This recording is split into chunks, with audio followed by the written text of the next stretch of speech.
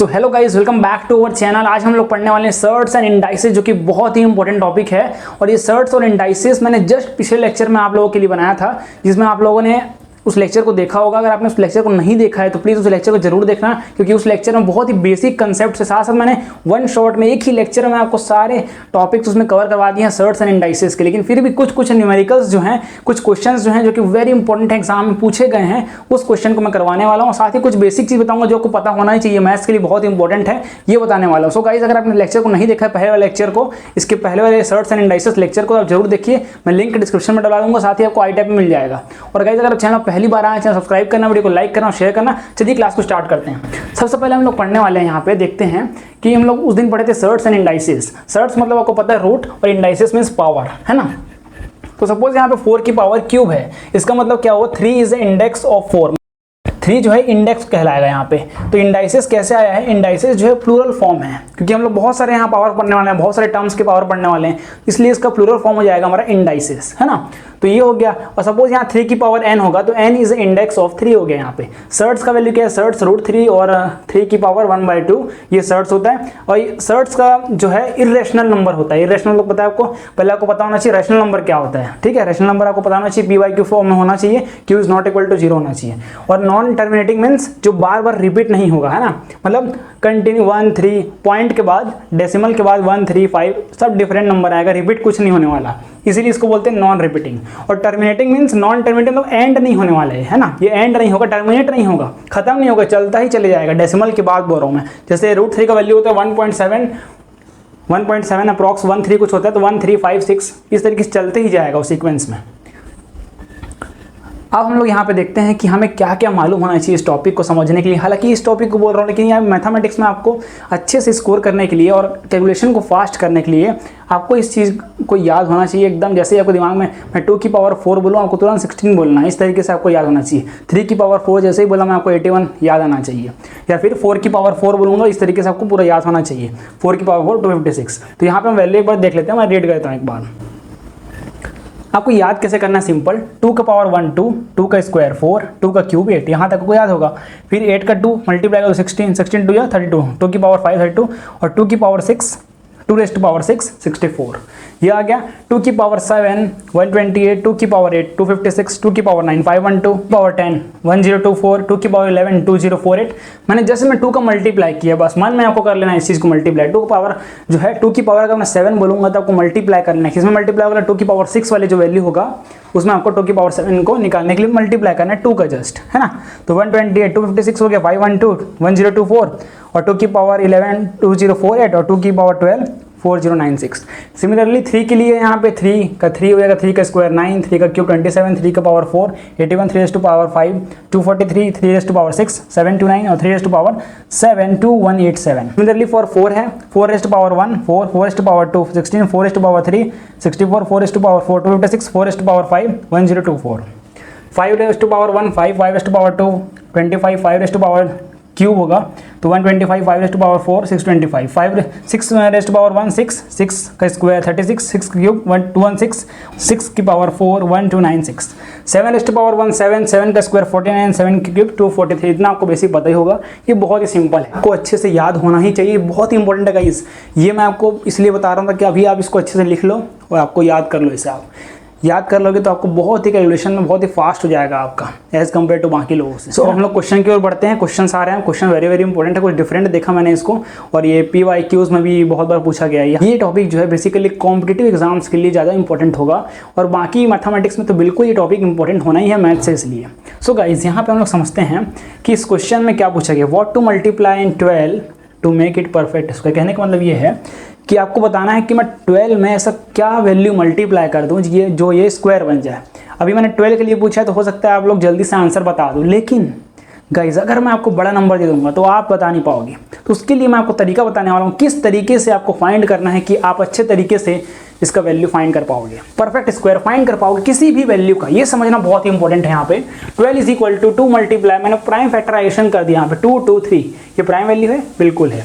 तो यहाँ पे आप देखो 2 का स्क्वायर हो गया 3 की पावर, अब मुझे स्क्वायर चाहिए, आपको पता है अगर मुझे स्क्वायर चाहिए तो यहाँ पे 2 का स्क्वायर करूंगा, साथ ही 3 की पावर भी स्क्वायर होना चाहिए यहाँ पे, लेकिन नहीं है, तो मैं क्या करूँगा यहाँ पे 3 का मल्टीप्लाई कर दूंगा दोनों साइड, तो 12 मल्टीप्लाई 3 = 2 का स्क्वायर, 3 का स्क्वायर, वैल्यू कंप्लीट, ये हो गया परफेक्ट स्क्वायर। 36 किसका स्क्वायर है, परफेक्ट स्क्वायर किसका, 6 का। तो ये ईजी था, बहुत सिंपल है, टेक्निक मेन सीखना जरूरी है। किसी भी वैल्यू का आप आसानी से ट्रिक के साथ निकाल लोगे, बस आपको प्राइम फैक्टराइजेशन करना है और पेयर बनाना है, जो भी कमी होगा उसको मल्टीप्लाई कर देना, सिंपल। ठीक है गाइस, अब हम लोग नेक्स्ट क्वेश्चन की ओर बढ़ते हैं जो कि बहुत ही इंपॉर्टेंट है, क्वेश्चन 2 हमारा। ये तो प्रीवियस ईयर क्वेश्चन में पूछा गया है, अगर आप इस क्वेश्चन को नहीं देखे हो या सॉल्व नहीं किए हो तो हो सकता है अगर आप उस टाइम उतने प्रेशर सिचुएशन में दिमाग नहीं लगा पाए तो ये क्वेश्चन आपके लिए डिफिकल्ट हो सकता है। सो गाइस, इस क्वेश्चन को समझना बहुत ही इंपॉर्टेंट है।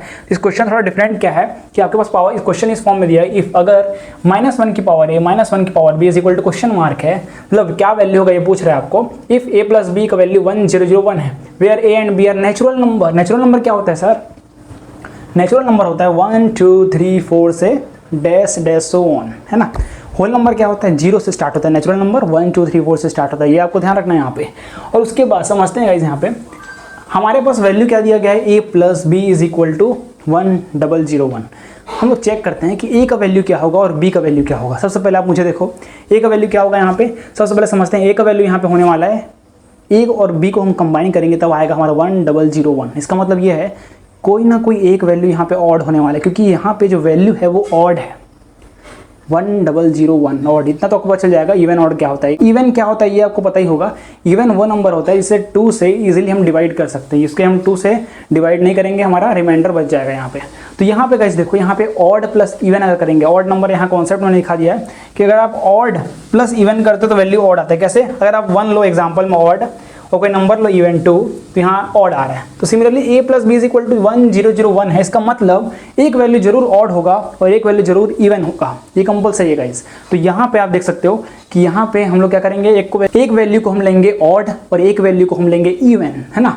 तो हम लोग क्या करेंगे, ऑड वैल्यू आएगा इसका मतलब। तो हम लोगों ने यहाँ पे वैल्यू पुट कर दिया, हमने क्या किया, a को लिया ऑड। सपोज मान लिया कोई भी नंबर a का वैल्यू ऑड है, b का वैल्यू इवन है, तो पावर में रख दो। अब -1 की पावर ऑड क्या होगा, -1, और -1 की पावर इवन क्या होगा, सोचो, +1 होगा। तो -1 + 1 आंसर 0 आ गया। अब ये कॉन्सेप्ट क्या है, यहाँ पे ऑड प्लस ऑड करते हो तो हमेशा रखना इवन वैल्यू आएगा, इवन प्लस इवन करोगे तो इवन आएगा, और ऑड प्लस इवन आएगा तो ऑड। सर इसे मुझे याद करना पड़ेगा, बिल्कुल नहीं, आपको इसे याद नहीं करना है। मैंने यहाँ पे एग्जाम्पल के तौर में लिखा है, देखो 1 + 3 क्या होगा, इवन, मतलब ऑड प्लस इवन करोगे, ऑड प्लस ऑड करोगे 1 + 3 4 आ रहा है। Odd plus odd = even, even plus even even he आएगा, प्लस ऑड प्लस इवन जो है वो ऑड आएगा, 1 2 3। ठीक है, अब हम लोग क्वेश्चन के ऊपर बढ़ते हैं। ये PYQ में आया गया है, ये कि बहुत ही इंपॉर्टेंट क्वेश्चन, इसमें मैक्सिमम लोग देखो एग्जामिनेशन में सिलेक्शन में इस क्वेश्चन का बहुत बड़ा रोल था, इन दोनों क्वेश्चन का।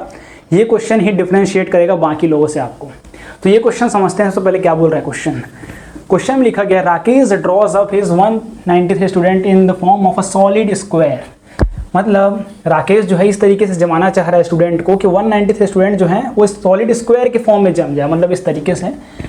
Find that he has 24 students left over, है ना, he has 24 student left over. Find the number of students in the front, means हमें फाइंड करना है कि कितने स्टूडेंट्स जो हैं वो बच गए, और इतने स्टूडेंट्स क्यों बचे, मतलब क्या ऐसा वैल्यू होगा जो परफेक्ट स्क्वायर में हम उसे बना पाएंगे, जोड़ पाएंगे, अरेंज कर पाएंगे स्टूडेंट्स को। तो हमें सबसे पहले गिवन क्या है हमारे पास, कि हमारे पास टोटल 193 स्टूडेंट्स थे, उसमें हम लोग को हमें एक्स स्क्वायर जमाना है, मतलब हमें इस तरीके से जमाना है बच्चों को, 193 बच्चों को, कि स्क्वायर फॉर्म में जम जाए। लेकिन बाद में जमाने के बाद पता चला कि 24 स्टूडेंट्स तो एक्स्ट्रा हैं जो बच गए हैं, मतलब एक्स स्क्वायर हमने इतना जमाया प्लस 24 एक्स्ट्रा है, is equal to value total कितना है 193। तो हम यहाँ से माइनस कर देंगे, 169 आ गया एक्स स्क्वायर का वैल्यू, फिर आप रूट ले लोगे तो प्लस माइनस 13 आ जाएगा, तो हम प्लस वैल्यू लेंगे यहाँ पॉजिटिव, तो x is equal to 13 means 13 और 13 आएगा। मतलब यहाँ पे 169 बच्चे अच्छे से स्क्वायर फॉर्म में जम गए और बाकी 24 बच्चे बच गए थे। तो इसका इस तरीके से सॉल्यूशन होगा। अब नेक्स्ट क्वेश्चन में बढ़ते हैं। आई होप ये गाइस आपको समझ आ गया होगा, ये बहुत ही बेसिक है। मैंने ऑलरेडी आपको इस लेक्चर का पहले लेक्चर में बहुत डिटेल में कॉन्सेप्ट सारा सॉल्व करने का तरीका मैंने बता दिया था आपको। अब यहाँ पे हम क्वेश्चन बस देख रहे हैं। सो हमारा अब next question, gardener has 1000 plants he wants to plant. ठीक है, उसके गार्डनर के पास 1000 प्लांट्स हैं और वो उस प्लांट को इस तरीके से प्लांट करना चाहता है कि द नंबर ऑफ रोज, उस 1000 प्लांट्स को इस तरीके से अरेंज करना चाहता है कि उसका रो जो है, रो और कॉलम, कॉलम और रो वो दोनों इक्वल हो जाए, मतलब स्क्वायर का बात चल रहा है यहाँ पे फिर से गाइस, रो और कॉलम दोनों सेम होना चाहिए बोल रहे हैं। तो ठीक है, तो उसके लिए सॉरी यहाँ पे number of column remain same, दोनों सेम हैं, तो वो यहाँ पे गिवन दे दिया रो और कॉलम, जो 1000 प्लांट्स है मेरे पास और रो और कॉलम दोनों सेम है। ठीक है, यहाँ पहले बता दिया गया है what is the minimum number of plants that needs more for the purpose, उस जमाने के लिए उसे कितने और प्लांट चाहिए मुझे ताकि वो परफेक्ट रो और कॉलम दोनों सेम हो जाए। क्वेश्चन आपको आई होप समझ आ गया होगा, रो और कॉलम दोनों सेम हो जाए उसके लिए मुझे कितने और प्लांट्स चाहिए। तो सिंपल सा है, अगर आप थाउजेंड्स को मन में रखोगे तो 1000 किसके पास आता है, अगर आपको पता होगा 30 का स्क्वायर होता है, 30 का स्क्वायर हाँ 900 होता है, ये 1000 के पास तो पहुंच गया। अगर मैं 31 का स्क्वायर लूँगा तो 961 होता है, ठीक है। मैं 32 का स्क्वायर लूँगा तो 1024 हो रहा है, जो कि एग्जैक्ट 1000 + 24 कर दूँ मैं, क्योंकि यहाँ पे बोला है what is the minimum number, मतलब ऐसा कौन 1000 के पास ऐसा कौन सा नंबर सबसे पास है जो स्क्वायर बन रहा है जिसमें रो और कॉलम दोनों इक्वल हो जाए। तो यहाँ पे 32 जो हमारा है, जस्ट 24 प्लांट और एक्स्ट्रा लगेंगे हमें स्क्वायर बनाने में, रो और कॉलम को जमाने में। तो यहाँ पे 1000 + 24 = 1024, तो यहाँ पे आंसर 24 होगा, ही नीड्स 24 प्लांट्स। अब आप लोगों के लिए, आप लोगों ने इतना कॉन्सेप्ट देखा, पहले कभी लेक्चर देखा, मैंने पूरा आपको सॉल्व कराया। अब मैं आपको एक क्वेश्चन होमवर्क देने वाला हूँ, आपको एक क्वेश्चन को होमवर्क नोट डाउन करना है। Find the value of 2 + √2 plus में 1/2 + √2 प्लस 1/2 - √2, वैल्यू के आंसर चेक करना है खुद से, 4 + √2 आपका आंसर होना चाहिए। सो गाइज इससे आप अच्छे से नोट डाउन कर लो और स्क्रीनशॉट भी ले सकते हो। आई होप आपको यहाँ तक समझ आ गया होगा। सो गाइज ये लेक्चर बहुत ही इंपॉर्टेंट था उसके बाद का। अब कंप्लीट हो चुका है हमारा सर्ट्स एंड इंडाइसेस टॉपिक, जो कि बहुत ही इंपॉर्टेंट टॉपिक था और ये आपको बहुत सारे एग्जाम्स में हेल्प होगा इस टॉपिक से। इस टॉपिक के क्वेश्चन डेफिनेटली एग्जामिनेशन में पूछे जाते हैं। सो गाइज अगर आपको थोड़ा भी अगर हेल्प हुआ होगा तो आप बिल्कुल फीडबैक देना, कमेंट भी करना, आपका कमेंट बहुत ही इंपॉर्टेंट है, फीडबैक दे सकते हो आप या क्वेश्चन भी पूछ सकते हो। सो गाइस आज के लिए इतना ही, मिलते हैं किसी नए लेक्चर में नए टॉपिक के साथ। तब तक के लिए जय हिंद, जय भारत, वंदे मातरम।